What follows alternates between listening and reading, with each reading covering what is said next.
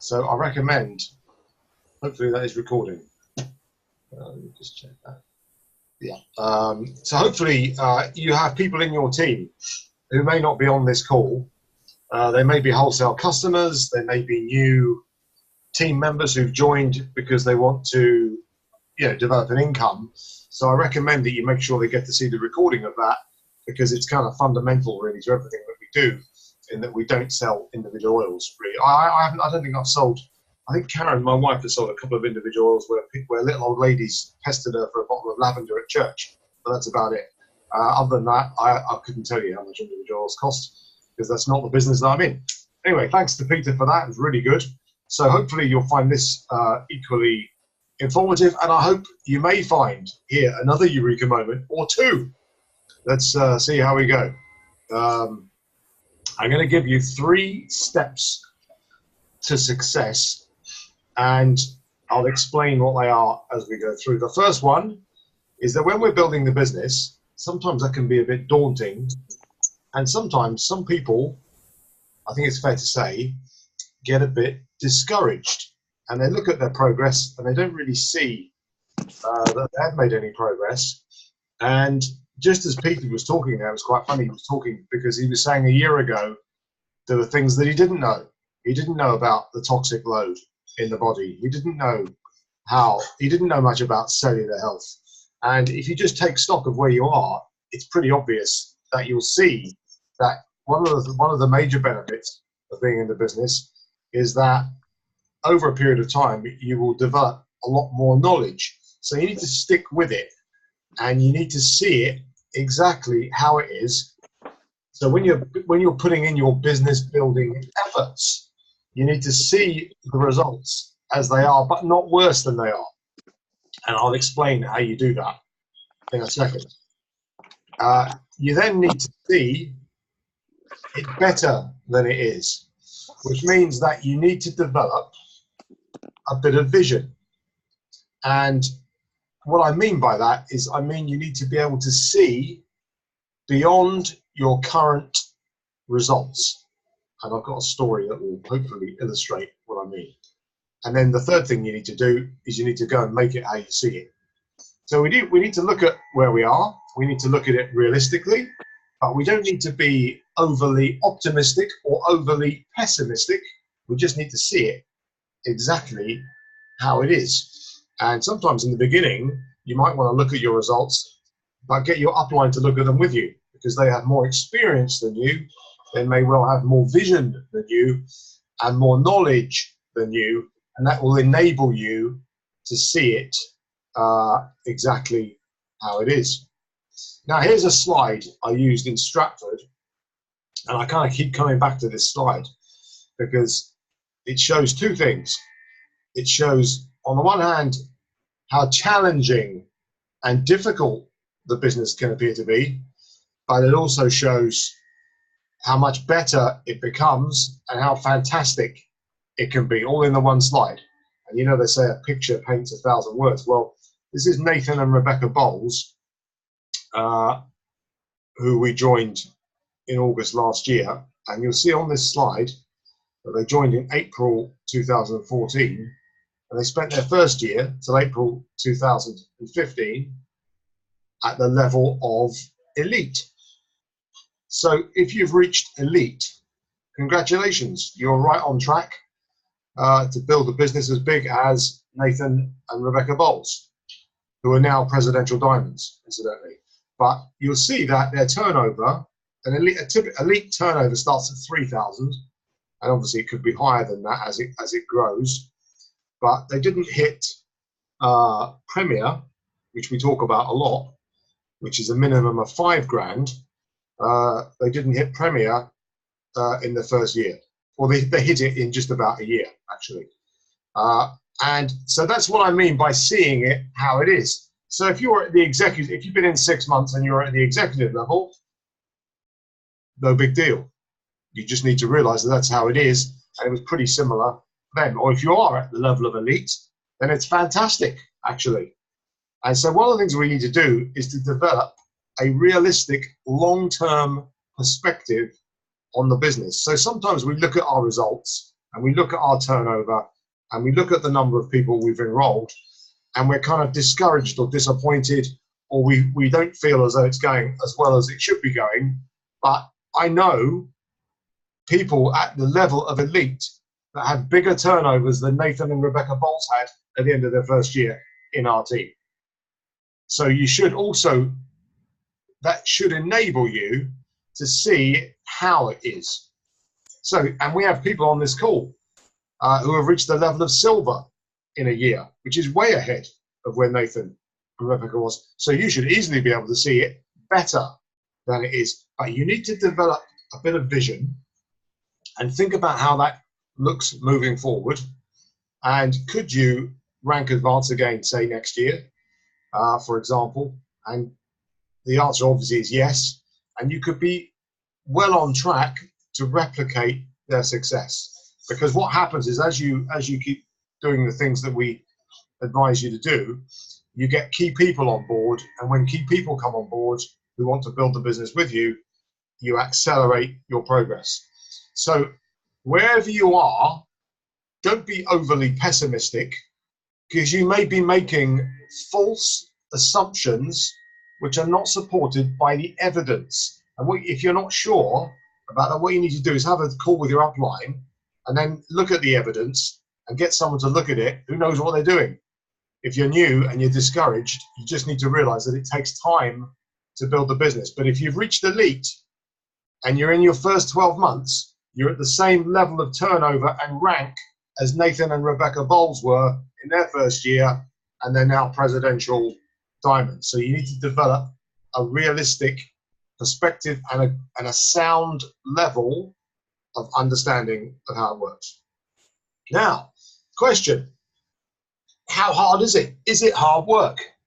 And I'll tell you a story. There was these three guys hauling all these bricks on this building site, and the sun was beating down, and this guy comes walking past, and he sees all these guys carrying all these bricks, chucking them in a big pile, and he says, I wonder what they're doing. I'm going to ask him what they're doing, because he was a naturally curious individual. So he comes to the first guy, and he says, excuse me, mate, what are you doing? And the guy was like a bit sweaty and a bit grouchy and a bit irritable. And he says, I'm moving all these bricks over to here. What does it look like? And he was a bit kind of irritable, a bit frustrated, it seemed. So anyway, undeterred, he goes on to the next guy. And he walks up to the next guy, and the next guy, he asks, he says, excuse me, what are you doing with the bricks? And the guy kind of sighed, and he kind of said, I'm building a wall. We're building a wall. And he was he kind of had a grudging acceptance that there was a job to do, and he was going to do it, but he wasn't really. He was kind of okay. He was a bit more laid back than the first guy, but he wasn't really. I don't think he was really excited by by the work he was doing. And then he goes to the third guy, and as he gets to the third guy, he can hear the guy singing, and the guy's singing as he's hauling the bricks into the pile. He's singing a song, and he's happy, and he's kind of whistling a tune. And he says to the third guy, excuse me, what is it you're actually doing here? He says, we're building a church. It's going to be amazing. It's going to be huge. It's going to have a huge crystal spire. And we're building like a 2-acre car park. And there's going to be like thousands of people come to visit this church from all over the country. And so we have three people doing exactly the same work, but we have three levels of attitude. And the first one was a kind of frustrated, negative, fed up attitude. The second one was a kind of grudging acceptance that there's work to be done, and if there's work to be done, he was going to do it. But the third attitude, which is what you need to develop, is one that was purposeful, or full of purpose, which means you have an understanding and a vision of the end result or the outcome of the daily tasks that you have to do, mundane though they may be. And that's how you get to develop a stronger attitude. So we have to think about the bigger picture and the end game. Now, to help you with that, you can obviously have your own goals, but it's also important, I think, to think about what meaning you attach to the work. So what meaning you attach to your work. So if you're sending out samples in the post, for example, or if you're doing a class and you've invited loads of people to the class, either face-to-face or on Zoom, what is the work, what meaning do you give to the work? So you just heard Peter talking there about why you should invite people onto a class and how passionate he was about the content and the information that we give to people in the class. And you can see straight away, as it says there, it was purposeful. The information, and when he invites people, when they ask him about the price of a bottle of lavender, he doesn't get into that because he's focused on the overall purpose. So these are just some of the things that you get from work, potentially, if you kind of develop the right perspective. So you may well build really lasting relationships, which will last you a lifetime. Actually, people in your team, people cross-line, people upline. You may also have a sense of the generosity of what you're sharing. You may also have purposeful discovery of what you're doing. Just as Peter said he had a eureka moment, it's like a purposeful discovery where you really uncover things that you didn't really realize from day one. And you also have growth. So develop an open, curious approach to work and life. So these are all different things, but they're all kind of positive outcomes or positive consequences of what we do if we approach it. But it depends on the meaning you attach to your work. In other words, if you were just doing something like the first guy who was building the wall, and he was just doing it to pay his blasted bills, you probably will end up frustrated, fed up, and disappointed, and not very fulfilled. And or maybe you're doing it like the second guy, which is better, but still not that good. What the key is to be on purpose and to have a sense of mission and to be excited about why you're involved in the business. And here's some things that will help you with that. And again, I talked about this in Stratford, but you're part of a massive organization engaged in really important humanitarian work. So every time you give someone a sample, every time you invite someone to a class, it doesn't actually matter whether they come to the class or whether they use the sample or buy the oils. You should just try to remember that we're part of something which is very, very special. And it need not always occur to people that that's the case when we first join. So that could well be a eureka moment if you realize that you're part of an organization that is doing fantastic work all around the globe in developing countries. They've built hospitals, they've built schools, they've built road systems, they've built irrigation systems. They've given, just the other day talking about cancer, they gave 5 million to cancer research the other day. So this is a really amazing mission to be a part of, and it's worthwhile doing it to the best of your ability and whistling while you work, if you like, if you get the analogy. So they're responsible for ethical growth all over the world. Their co-impact sourcing model has helped numerous communities all around the world. They pay fair wages. They've protected the supply chain in terms of essential oils, and in many cases, in some of the countries that they now source essential oil from, the industries were dying out because it's like a long-term 20-year investment to grow things like lavender, for example. And so they've done some really amazing work where they've created win-win situations and helped people in developing countries actually, and help support local communities by bringing investment and jobs, thousands and thousands upon thousands of jobs into those countries. So that's something to be pleased. So at least if we're having to do mundane aspects of work, like carrying bricks to build a wall, at least think about the bigger picture when you're doing it.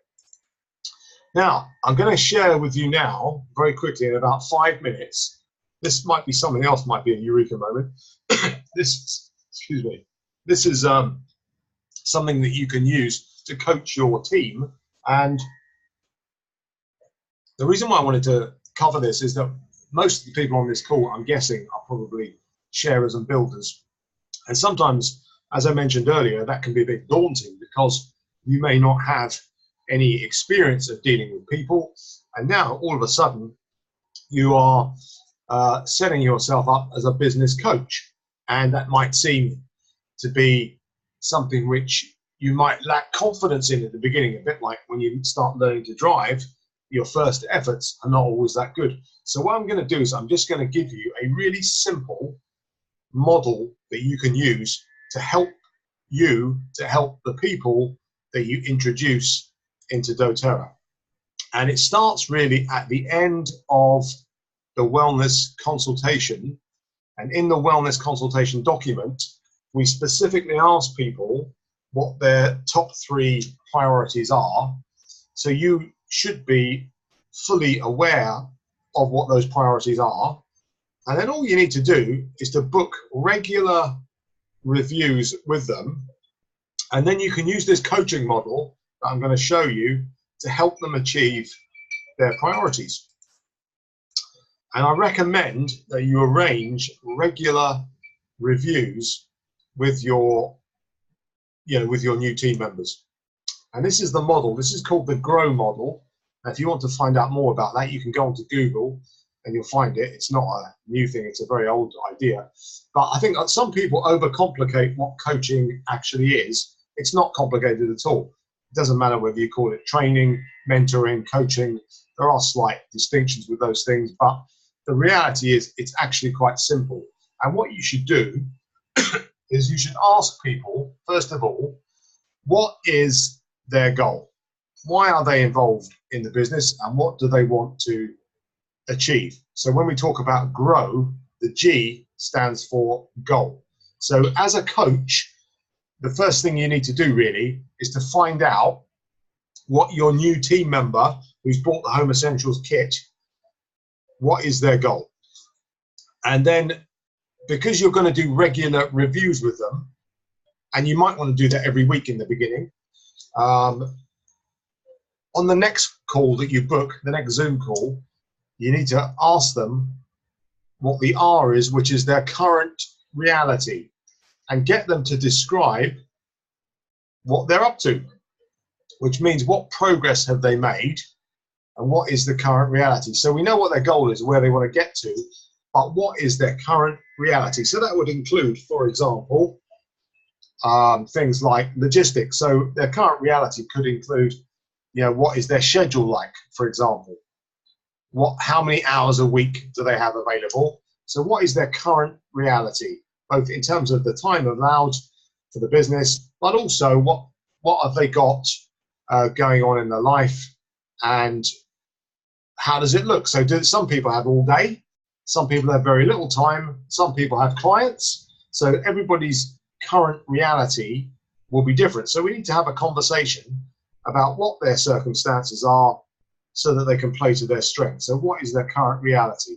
And then related to that, the O is what are their options? So what options are available? So for example, when someone starts, what are the options? They could, for example, make a list of people to reach out to on social media, or if they did have an existing business and they had like 100 clients, they could obviously, option number 1 in that scenario would probably be to share the oils with their clients. They could also create a Facebook page. That would be certainly an option high up on the agenda. So are they, for example, competent at using things like Facebook and technology, or are they a bit of a technophobe? So what are the options available to them to help them achieve their goal? And then what will they do next? What is the way forward? What action will they take? So then you just simply say to them, okay, first thing you need to do is build a Facebook page.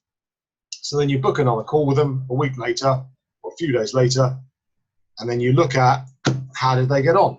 And then you have a review. So the topic under review may change from week to week. So first of all, you might ask them, for example, how did they get on contacting their list on Facebook?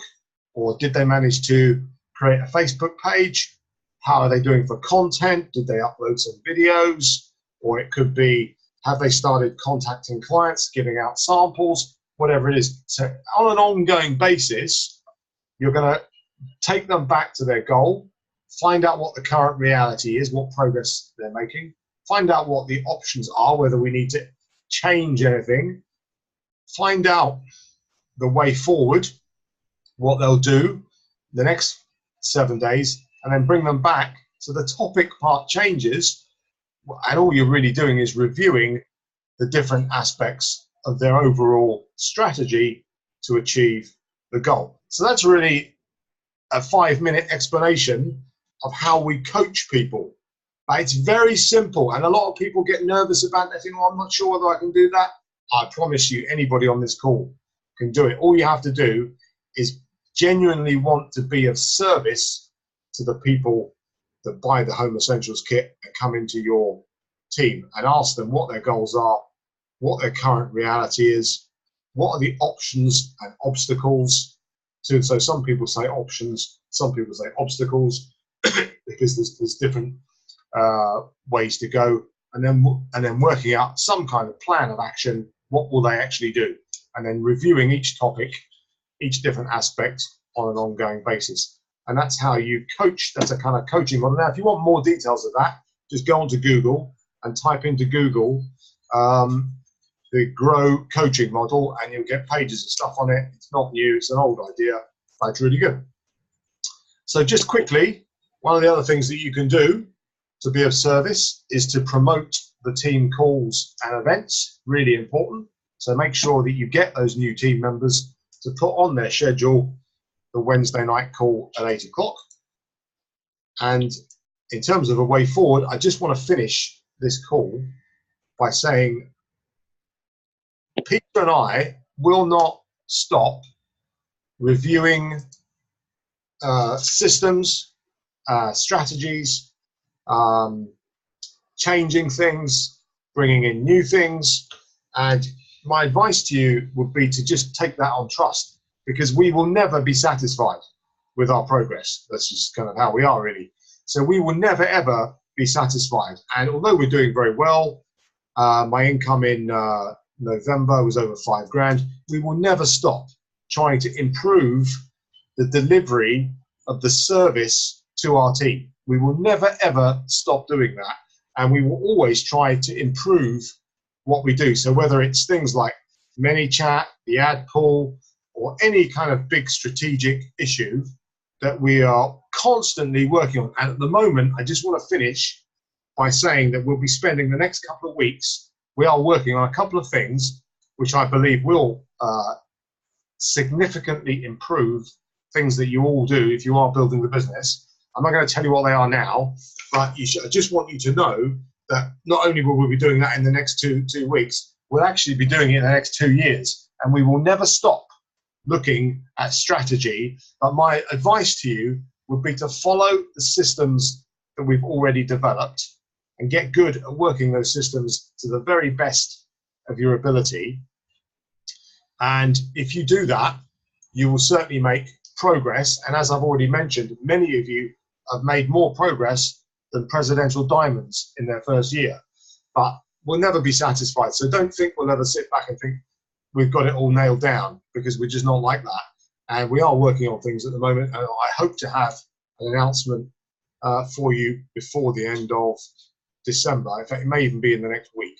But just take it on trust that we are constantly looking to build systems to improve your acceleration through the ranks in the business, because that's how we see our role. But I wouldn't go off and do weird things yourself. I would just concentrate on what we've already put in place, get good at that while we develop more things in the future. There we go. Now let me just, I think I've actually missed a slide somewhere. I don't know how that happened. Anyway, so, anyway, thank you very much for coming on this evening. That's 2 trainings. I'll post them both in the Facebook group. Thanks to Peter for his excellent training on cellular health and preventative measures for cancer. I'm sure you got a lot of value out of that, and I do recommend that you watch the video again, make a few notes if you haven't made notes already. Have a look at the slides when we post them, and I'm sure you'll get a lot of value from that. But just understand that we're not in it for the short term, we're in it for the long term, and we will do whatever it takes to get massive growth in the business right across the board. So thank you very much for coming on, and we'll see you all again very, very soon. Thanks a lot.